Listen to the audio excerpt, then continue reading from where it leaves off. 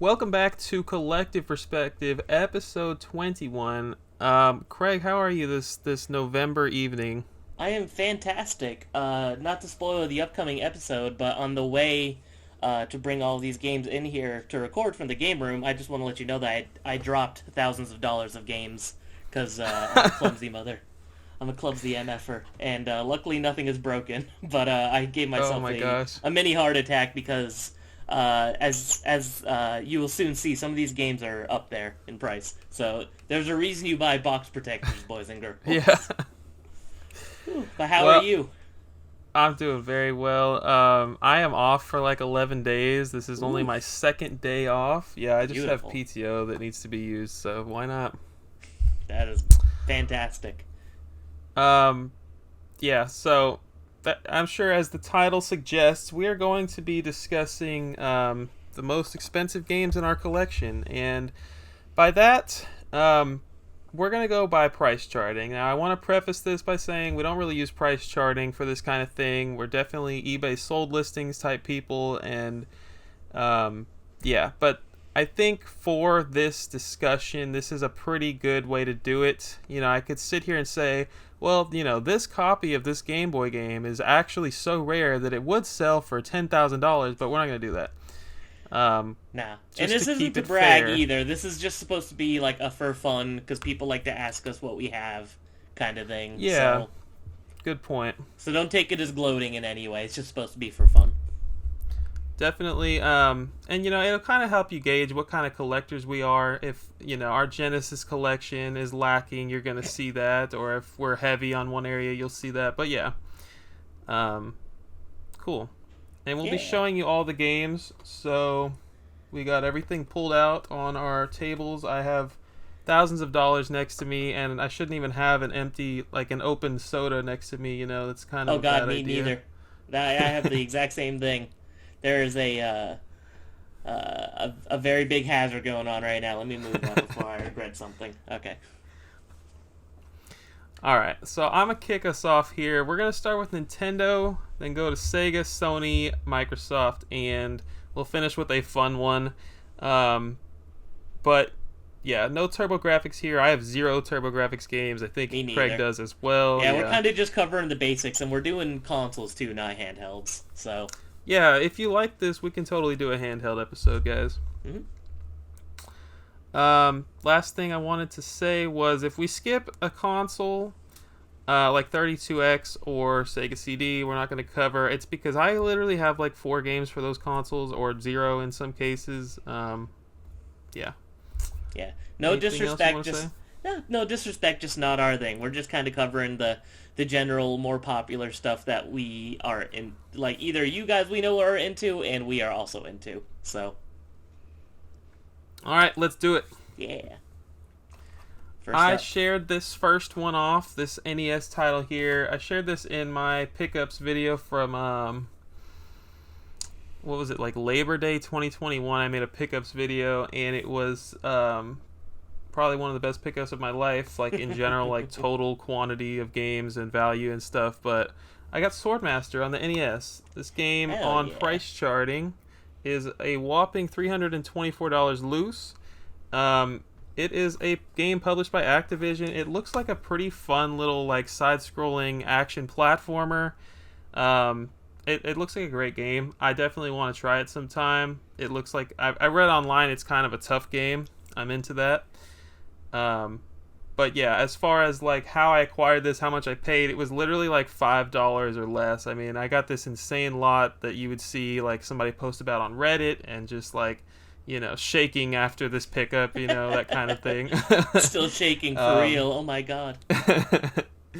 but yeah, that one's pretty sweet. It's not like your typical Flintstones or Little Samson. It's kind of like a one-off, like I guess pretty uncommon game that you don't see people talk about a lot. Oh, definitely. As you pulled it up, I was thinking about that. I was like, that's a really expensive game, and I feel like no one ever talks about it.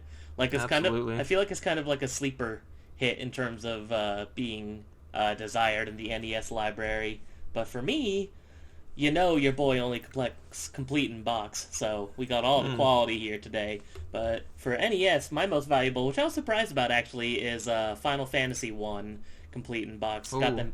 all the maps and all the extra inserts, all that stuff. It's not perfect, has a couple of dents here and there, but I last year played through Final Fantasy 1 for the first time, and for me, I know it's like a little generic, basic, whatever, but to me, sometimes you like simple, sometimes you like, you know what you're getting into, and for me, it's a top 10 game of all time just because I find the simplicity of it very charming, and I really enjoy the game. So I had to get a physical copy, and that one I just got off of someone on Instagram. I wish I could remember who. I paid, I think, around 150 for it, and now Price Charting has it like 190 complete. So it's gained a little bit of value since then. And that's something, too, a lot of these games I was surprised while looking before we did this video, because obviously I don't collect things to resell. I'm a hoarder, so I don't really think about the price of what things are going for nowadays. So some of these things surprise me, and I do have a couple of losses coming up, too. Like, I have a game next to me with a sticker on it that's like worth almost $100 less than I paid for it now. So, Oh wow. so that'll be fun to show off. But yeah, so for NES, my most valuable game is Final Fantasy 1. So I think something with price charting we've talked about before is like they don't consider condition, and I can't see what your game looks like, unfortunately. But I think that the dents are all gonna have an impact, or like I don't know, just something to think about when you're No, using of price course. charting. And it's like also it's like since it's fully complete opposed to just having the manual too. It's like a lot of different factors, but that's why we always say price charting is the starting point, not the final answer.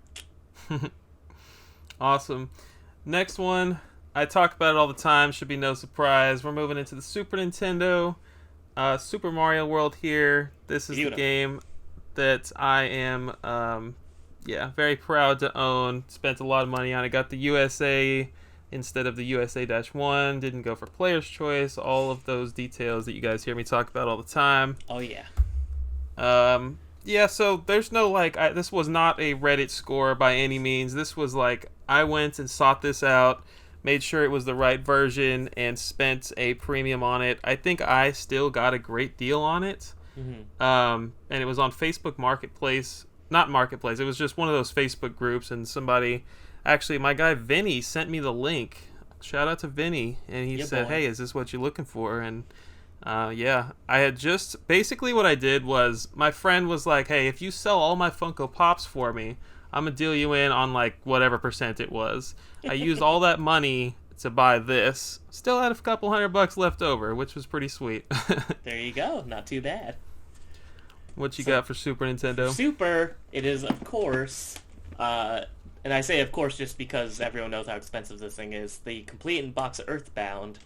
Mine has it all: the scratch and sniff stickers, the cartridge, the whole guidebook, and all the weird little random inserts that come with it, and yada yada. Right now, price charting. Let's see. Price charting has it at $2,111, which is absolutely insane. I would never spend that much on this. This was like a tax return treat yourself a few years ago.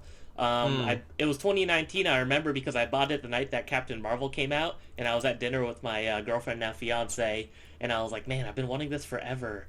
And we were waiting to go see the movie, and she's like, just do it. She's like, I'm sick of you saying you want it and not buying it. Just get it. I'm like, okay, you know what? Say less. So I bought this, and I believe it was 750-ish, around there. So my rule of thumb, I don't know if I've talked about it on the show or not, is I always promise myself I would never spend more than $1,000 on any collectible. So I'm glad I have that one now, because that is something that would be unobtainable now unless I traded for it. So... And I'm a massive Earthbound fan. If anyone's ever wondered, that's part of what the tattoo on my arm is, combined with something else. Mother 3 is my favorite game of all time, so very thankful to have that one, and it shouldn't be as expensive as it is. I'll admit, it's rare, complete in box, I would argue, but loose cartridge it's not. So, but I think you can make an argument for complete in box. I love it. I'm glad that you own that. Everybody should be jealous of that.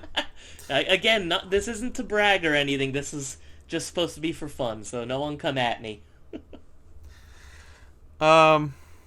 Yeah, I guess I wasn't gonna mention the price I spent on this. I don't think I've ever said it on YouTube, but I think this was either $700 or $750. Since I remember Craig you is told saying me it his was around prices. there, so because I remember you were asking me if you should do it. You were like consulting me, and like I don't know, man. I was like, just get it, just do it. I'm an enabler, so you don't want to be my friend.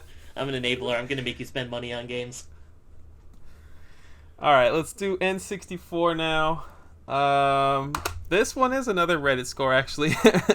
um, so I was on OfferUp May 2018 or March or something of 2018, and I had been studying my butt off for some final exams in college, and I just get on OfferUp for a minute and posted 2 minutes ago. I still have the screenshots. This guy posted two different listings, and it's just like a really sloppy picture of a bunch of games. Cartridges. Yeah, I think it was all cartridge-based games. Your NES, Genesis, Super Nintendo, a couple N64. There were some consoles in there. All of it, I paid like $200 or something.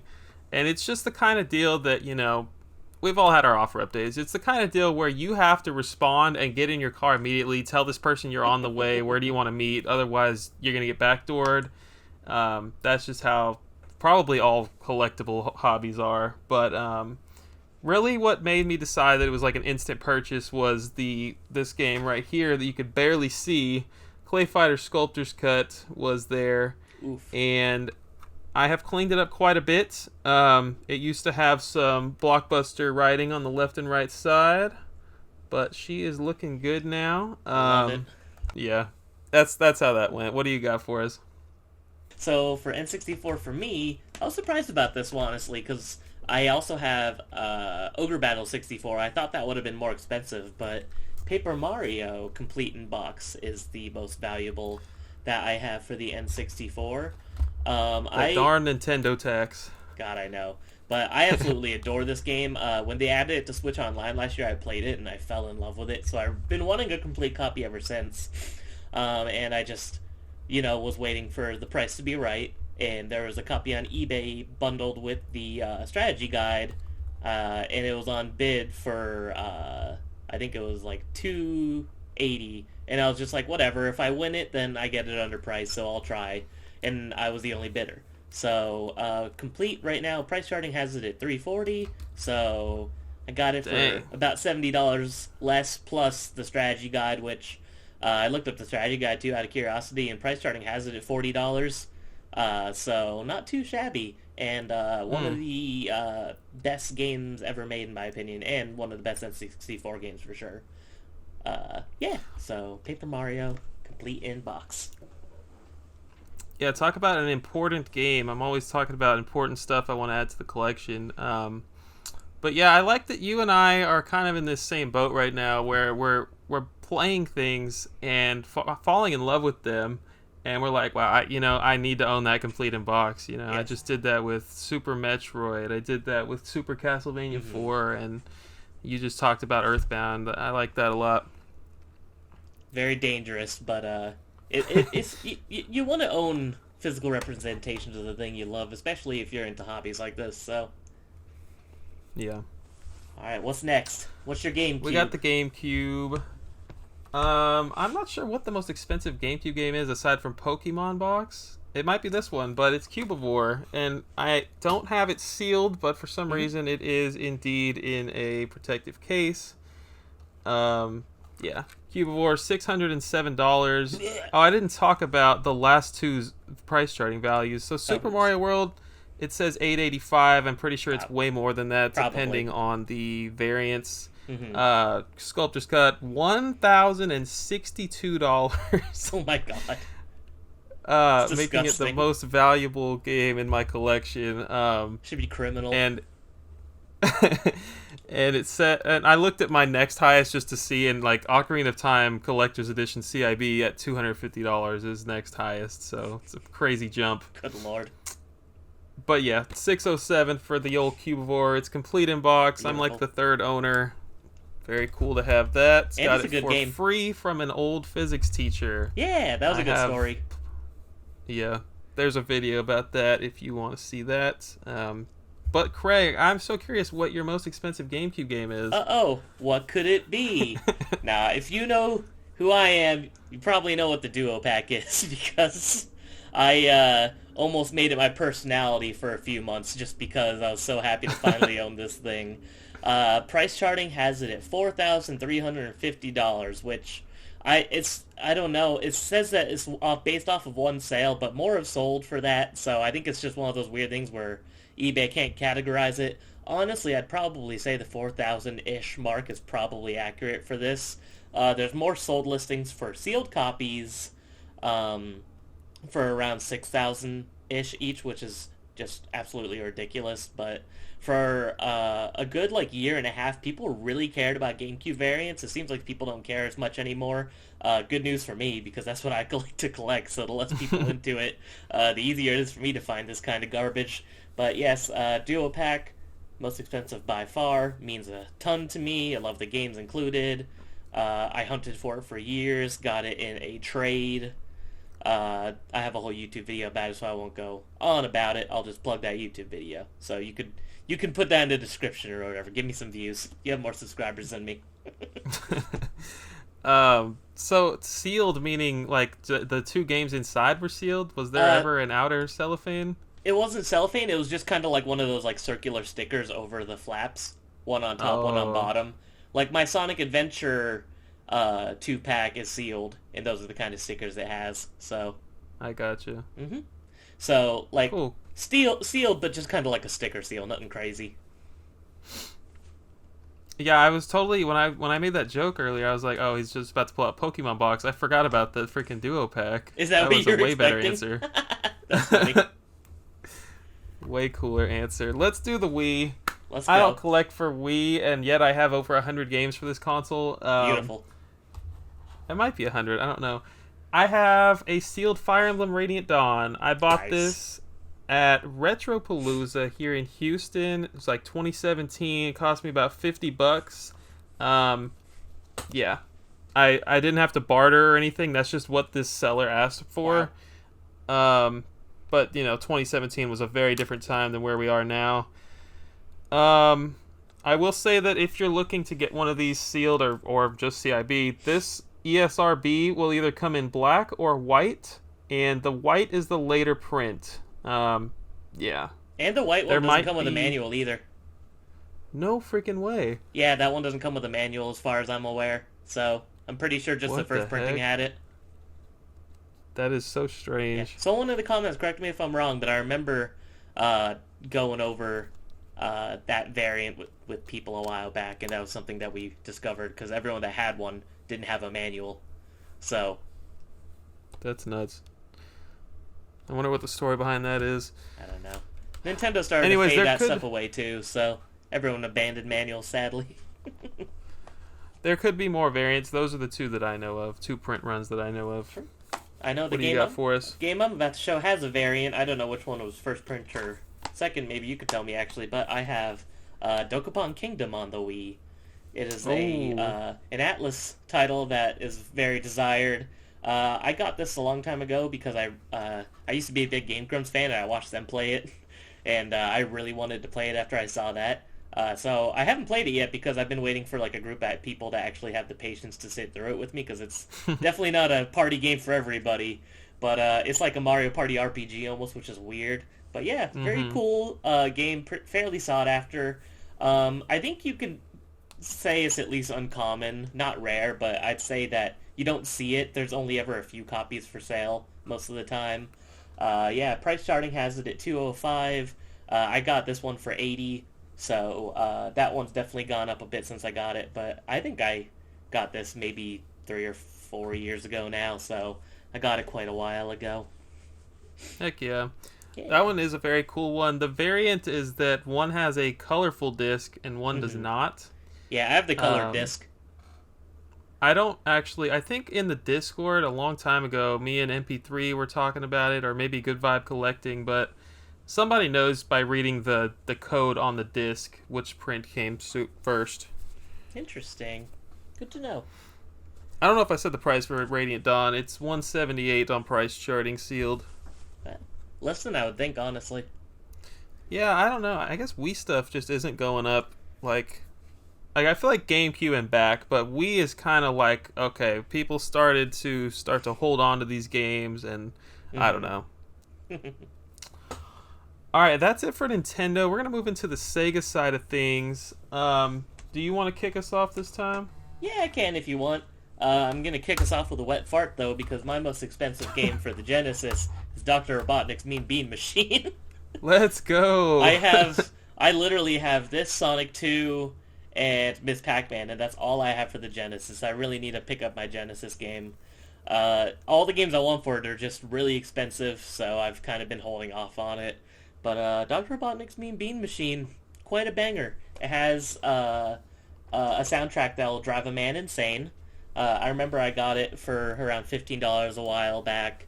Price Charting has it for 35 now, so it's gone up a little bit, but it's by no means an uncommon game. It's probably one of the most common games for the Genesis. So Have you? Did you sell off your collection because you started doing CIB, or what happened? no, yeah, I mean, I had a decent amount of Genesis at one point, but I don't think even when I did have carts, I don't think I ever had more than like 20 loose carts. So, Hmm. but no, I don't know. Genesis has always kind of been on the back burner for me when it comes to Sega stuff. Saturn and Dreamcast and Game Gear have always been like the ones I've been more interested in. So, but like I need to get like Rise Star and Elysia Dragoon and games like that I like a lot one day. Star is not cheap. I No, don't it think. is not. It's like I think a couple hundred. So. Yeah, anything worth playing and owning on the Genesis, aside from your Sonic trilogy, it just gets up there pretty quick. Especially because your CIB manuals are making it pricey. Yeah. Hmm. All right, I have a sealed Genesis game, believe it or not. Ooh. um, I had just joined the Discord for the Collector's Quest podcast, and this guy, oh, I better remember his name.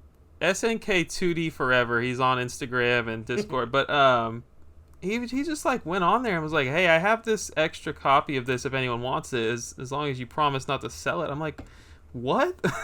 So it's a sealed copy of Golden Axe, but it's the Sega Classic version. Oh my God! Um, It's so beautifully ugly. I love it. I know, right? That's that Konami type crap on the DS. God, I'm here for Um, it. so it's got a nice little rip over here in the seal, but yeah, I'm obviously not complaining. It was a free sealed Genesis game, an important Genesis game. Oh, for sure. Um, but yeah, later printing of the game, obviously, to have the Sega Classics on top like that. Um, it is $250 on price charting, sealed. Yeah, shout out to SNK2D Forever. That was super cool. That's fun. All right, so I guess next would be Saturn then, right?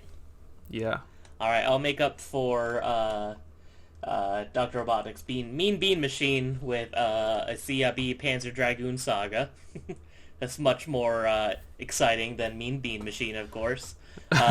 This game is a top 5 all time for me. I absolutely adore this game, and I'm so happy that I got it for $300 because I was the only bidder on eBay. The guy, so from this person, I got in the same day Magic Knight Rayearth for 200 and this for 300 because he had no feedback. So I think people are afraid to give him money, and I was like, whatever. If I can get $2,000 games for $500 total, I'm gonna take the risk. What's the worst that can happen?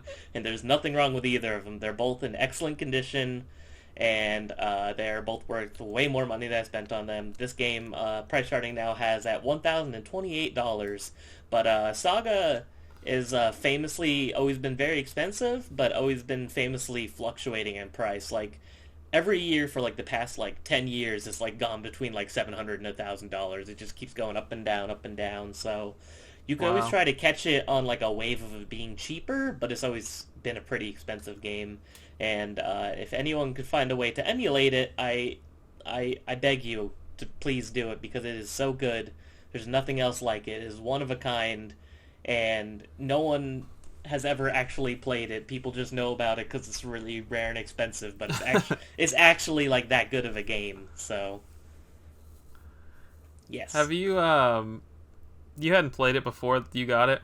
No, I just was really heavy into Saturn collecting, and I knew that was the one that was going to give me trouble if I ever wanted to go for a full set, so I tried to get it out of the way. And then when I got it, I was like, well, I was like, I spent all this money, I might as well try it, and then like instantly I fell in love with it and I beat it in like a week. So That's super awesome. super good. Yes, if you guys can get a Saturn emulator running, 1000% recommend for sure. All right. Now it's my turn to come in on the Dr. Robotnik side of things. Let's go. Uh, I have Panzer Dragoon, just plain Panzer Dragoon. Hey, it's still a good uh, game. it was a very good game. I did play it last year. Very much enjoyed it. This one is $75 on price charting. It used to be dirt cheap, along with 2 on Saturn as well, and now it's, I don't know, anything worth owning on Saturn is just, it gets up there Exploded. very Yeah. quickly. But I think it was just like a nothing crazy with this one. It was like a $60 purchase on Instagram. Shout out to Retro Treasures, always doing the claim sales. That's who I got Final Fantasy from. Just so you know. When you Oh, said it, okay. I remembered. When I said I couldn't remember earlier, so yes. Shout out to him. He gets a lot of my money for sure. All All right, right. take us into your favorite Sega console. Dreamcast. So, unfortunately, I don't have as many Dreamcast games as I'd like when I had to sell a lot off for like a medical emergency. But one that I did hold on to because I just couldn't part with it, of course, and surprisingly expensive, Sonic Adventure 2. So I still got Hmm. my $40 price tag sticker I got from when I bought it on my 23rd birthday from a local store here in town. Price charting now has it at 120, so it's gone up quite a lot since then. But I've always been a diehard Sonic fan. I'm the only person I know of that grew up with a Dreamcast and actually had that in Sonic Adventure 1 and stuff back in the day, so super nostalgic for those games. I never played Sonic Adventure 2 Battle until I was an adult, because my parents wouldn't buy me the GameCube version because I already had the Dreamcast version. So I always thought that was kind of funny. I always think about that. But yeah, Sonic Adventure 2. So that is my only Dreamcast quote unquote heavy. Very cool. What'd you say? It's at 120, 140? 117. Okay. So I got it for $40. That's not too shabby. Yeah, I don't own that. I need to own that. Yeah, Just that's an seems like such essential. a staple. Yeah. Fun fact: it came out after the Dreamcast was discontinued in America. Yeah, I think you said that before. That's so insane. I I don't. know. That's crazy. They're just like, well, it's already done. Might as well kick it out. Like, it's discontinued in '01. I mean, the GameCube title must come out in like '02, '03. I think it was less than a year later that the GameCube one came out. So Did 2 come before Adventure DX? yeah, Or it I did. guess what I'm trying to say is, did Two 2 on the Battle. GameCube come before 1 on the GameCube? Yes, it did. That is bizarre. Yeah, they have a weird release history for sure. 1, 2, 2, 1. Very interesting. I got at Goodwill a bunch of Dreamcast games in the like all of them missing manuals. Really strange Mhm. scenario. Still super pumped at the time to get like a bunch of expensive titles. Not crazy expensive, but I got Egg Elemental Gimmick Gear on the Dreamcast, and then I Ooh, sold it, and then I bought this one because this one had the manual. So there you go. basically, I held on to my Dreamcast games for a long time without the manuals, and I had save searches for the manuals. They would probably come up for way more than I wanted to spend.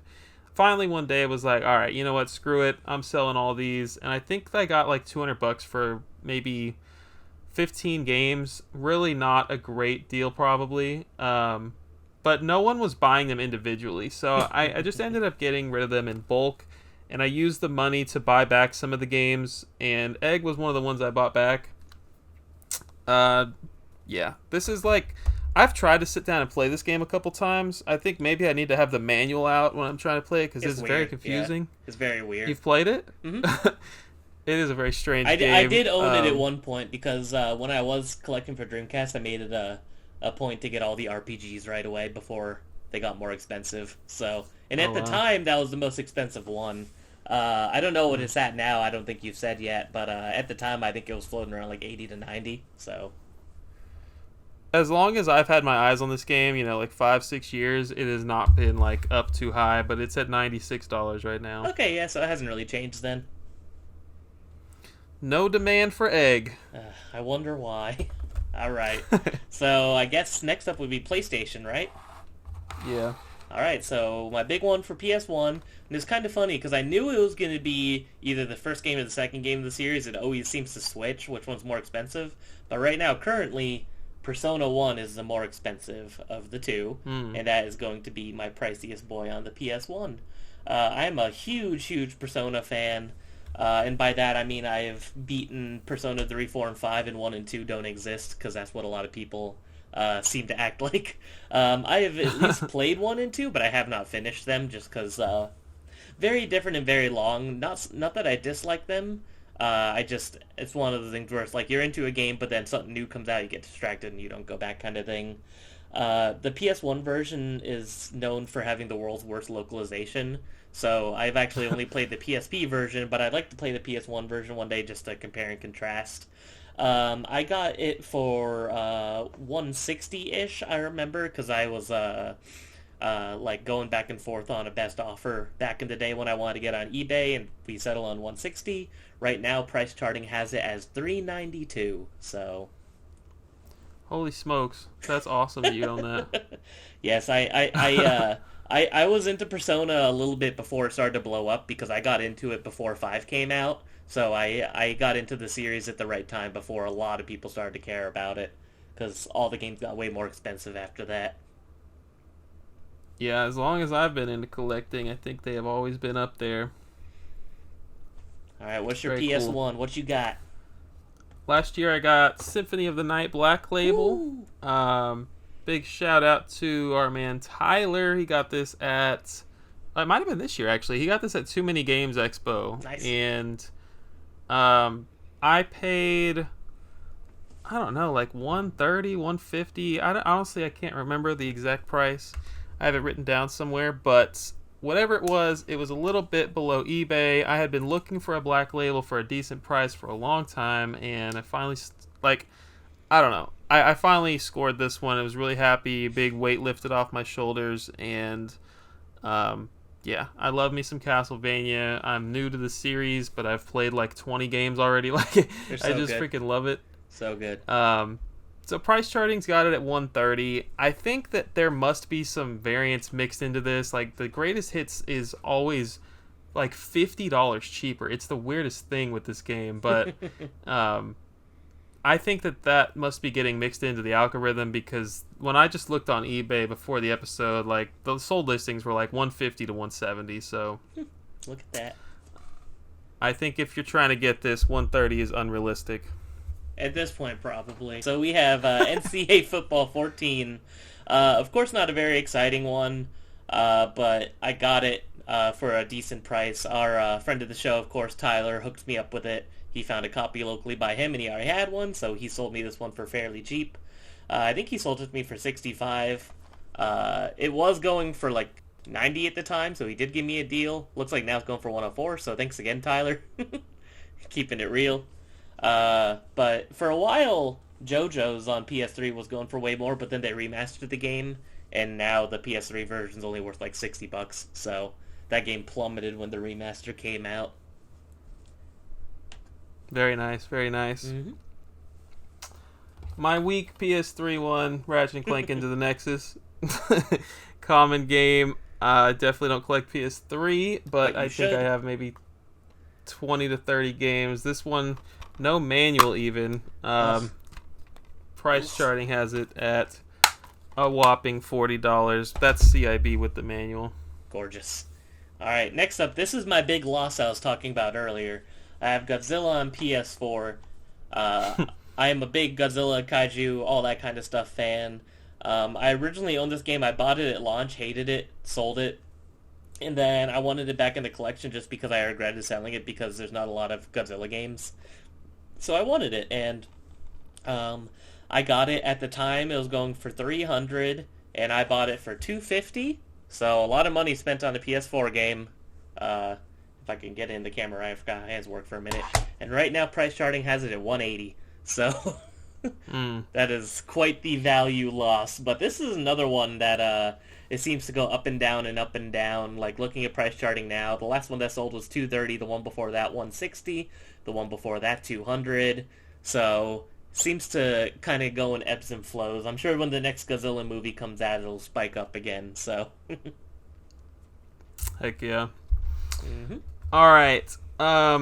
I remember when that one was like a big deal. Honestly, like Godzilla was. It was like right around the time the movie was coming out, and people were freaking out about that game. yeah, Um, I got this at a church sale, ooh, like a yard sale at a that's fun. church.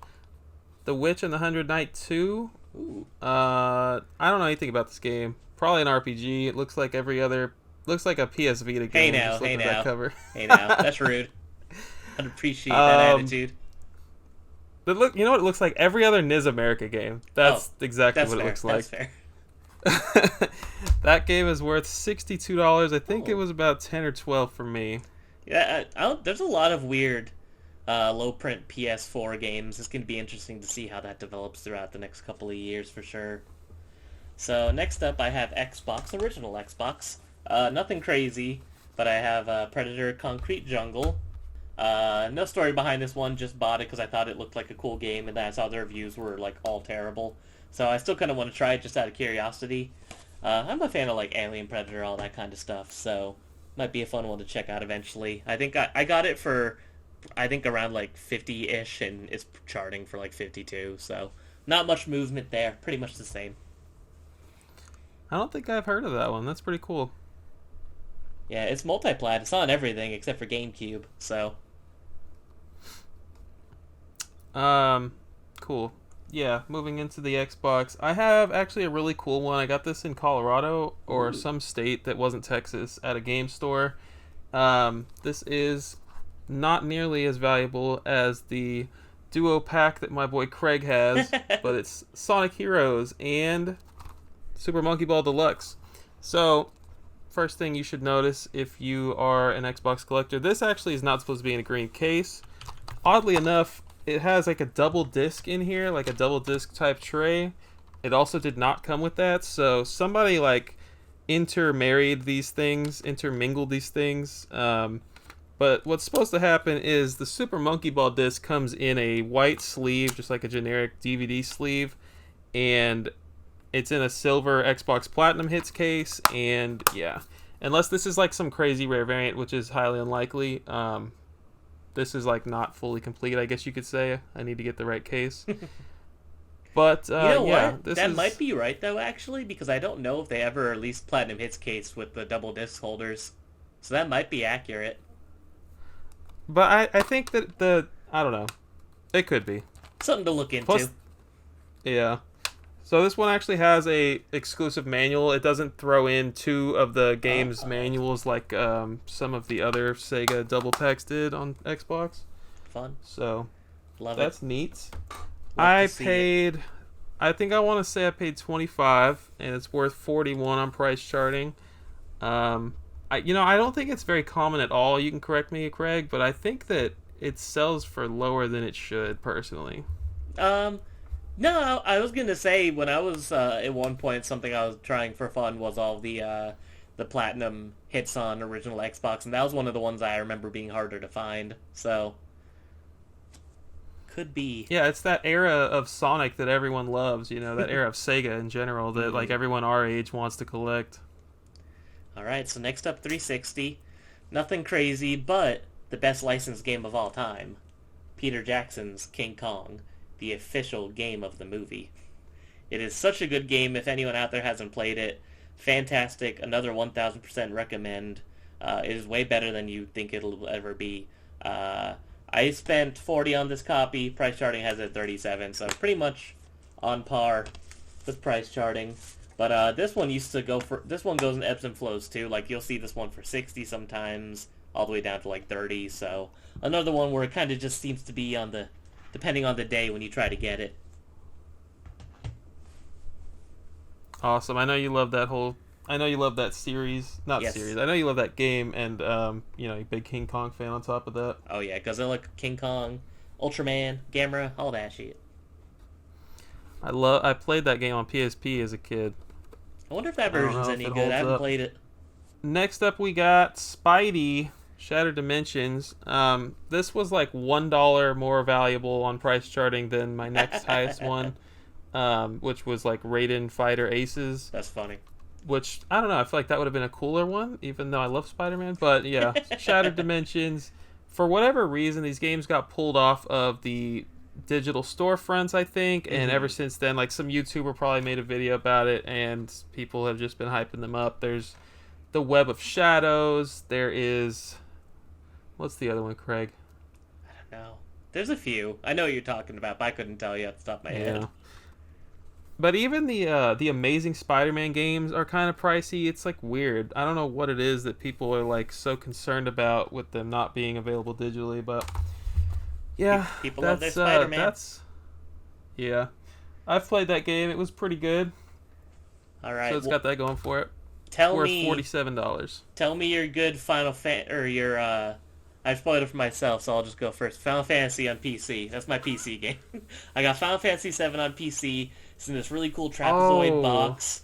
It flaps up and has like all these really cool advertisements, and it shows Sephiroth in the fire. It is the coolest thing ever. Final Fantasy 7 is another top 10 of all time for me, so I'm really happy to own this one. Has $2.99 sticker. I didn't pay that much. I paid like I think 40 or 50, somewhere around there for this. There's another version that's not a trapezoid box, not worth nearly as much, but this version, price charting has it at $140. Seems fairly accurate, and a cool little novelty because for some reason there's a bunch of like Squaresoft and Eidos games that were released on PC in the 90s in these weird trapezoid boxes. I've seen like the Tomb Raiders and stuff released the same way. But yeah, this is one of my favorite games in my collection, even though it's not like anything crazy rare, interesting. It's just super unique and a very like interesting release of one of my favorite games ever. So super happy to have this one. No, we almost didn't include PC in this episode. I'm glad we did. That is such an awesome piece to have. I knew about that one. That is awesome, man. So what you got? Mine is lame. There's no way it's accurate, right? So I think going back to price charting, like they're going to incorporate just the disc in case, like big box games always came with just the jewel case inside, I think. And so and a little bit of everything always, else in the big boxes. So yeah, so like there's got to be jewel cases mixed in with this price charting value. That being said, I have Atomic Bomberman that I just bought a few months ago. Giant big box. That's so cool. It is an interesting cover art. Doesn't really go in style with any of the other Bomberman games, but yeah, I like having PC big boxes. I like having Bomberman games, and this one, around the time I was making that Bomberman video, I was just like, I've never heard of this. It looks cool. It's like $25 or something, so I bought it. For what it is worth, price charting says $36, and I was very tempted to grab like a really rare Rayman PC game off the shelf, but I was like, nope, I'm sticking to the rules of the episode. We're doing price charting, so yeah. Yeah, Rayman is probably actually worth more, but cool. Good stuff. So that was pretty cool. I had fun with that episode. Yeah, I didn't even know you had some of those, so that was fun to go over with you. Right. I'm not sure if I knew about your Final Fantasy on PC, man. That's pretty sweet. Yeah, I want to get more into PC big box. It's just very daunting because I feel like it's almost impossible to know what's complete and what's not, and that stresses out the collector in me. So that's why I don't really bother. They take up so much freaking space. I don't know how many I could collect. Yeah, and none of them are the same size. It's a whole other bag of can of worms. I don't know if I'm ready to open yet, but maybe one day. When I run out of GameCube variants to find. Alright guys, thank you for tuning in. If you have any questions for us or whatever, please join the Discord or drop a comment on this YouTube video, and we will see you in episode 22. Take care, y'all.